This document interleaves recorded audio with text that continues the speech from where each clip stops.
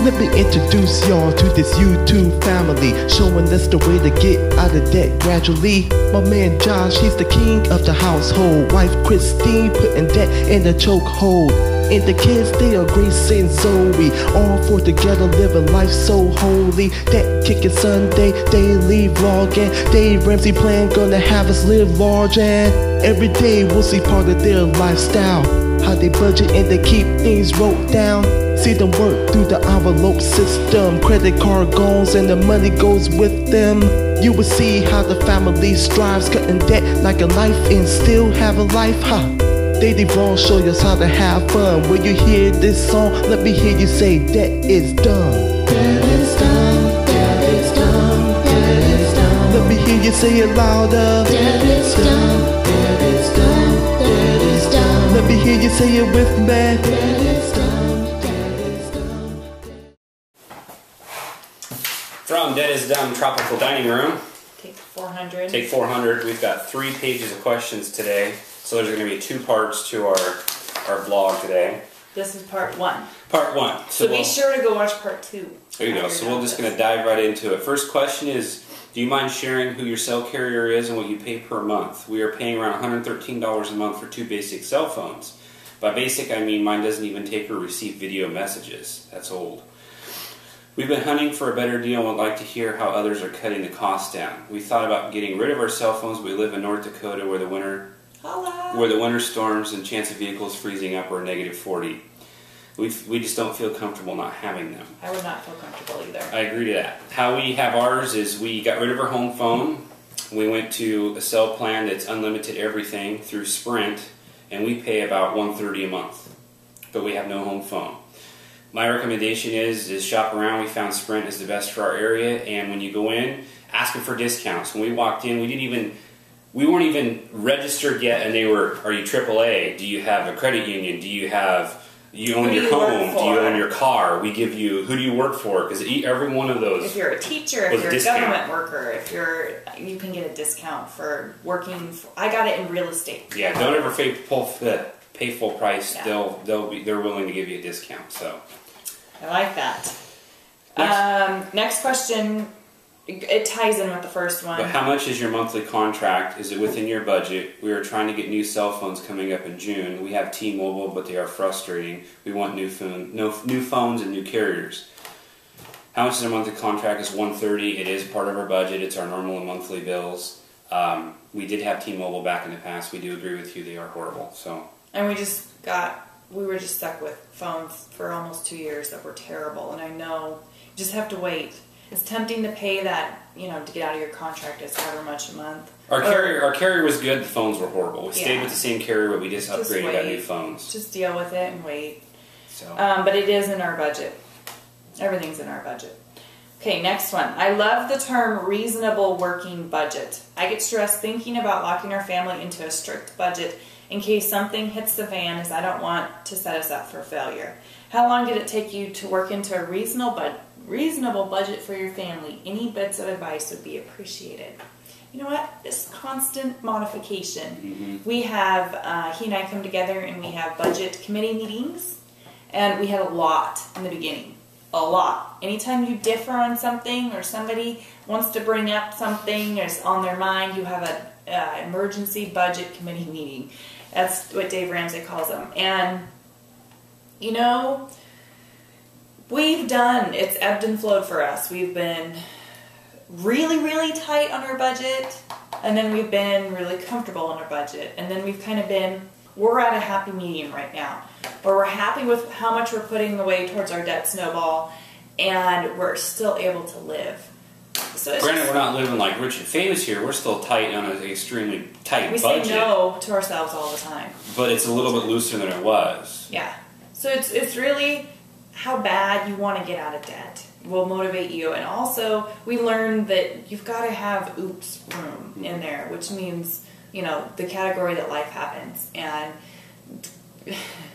every time we cut something so tight, we get knocked on our rears. And we get discouraged. We could live on ramen and spend tons of money towards our debt snowball, but in the long run, you look at it and you go, okay, I can eat ramen and I can pay it off, say, in June, or I could eat chicken. chicken, and I could pay it off in August. So is chicken worth 2 months? Yeah, it is. And the kids are teaching us a lot too. Yeah. He and I are willing to sacrifice a lot more. But you can't give the kids beans and rice and ramen for a year. Right. They get about 3 days into it and they're done. And don't be afraid to. You can always change your budget. Ours changes a lot. Depends on the season. It's trial and error. It's trial and error, and you just change it next month. What didn't work last month, you just change it next month. That's all. I like that. I just wanted to say I found your channel a few weeks ago when another vlogger mentioned how much she liked your channel. I checked it out and I'm slowly making my way through your videos. I was wondering what other YouTubers you like to watch. Thank you for checking us out and welcome. I'm just going to say I only watch us because I'm at work most of the time and I don't have time to do anything else. Watches us on his lunch break. Hello, little girls. Other YouTube channels for motivation that I love to watch is obviously Joel and Anna Catalan. They just had their third baby, and they're over at Live Like No One Else. And I will put their channel right here. I'll insert it into this video right here. And then, you know, for entertainment, I like to watch the Shaytards when I can. Goodness, there are so many. How about if I just list a list of my favorite YouTubers down in the comment section down below? Sounds like a plan. Sounds like a plan. But I don't get the luxury. Doing all of this is a part-time job for me. So I don't get to just sit and watch videos as much as I would like to. But I will list a few. Second, this person also said, also, would you ever consider doing a video telling us what are your budget categories and what percentage of your pay you put into them? You know what? We don't go by a percentage. I know Dave Ramsey, when you're first starting out, to try and get you focused, he gives you a percentage outline. But we just said, you know, we need this much for gas every month. We need this much for groceries every month. And then whatever's left over is what goes to that baby step. It's the bare minimum.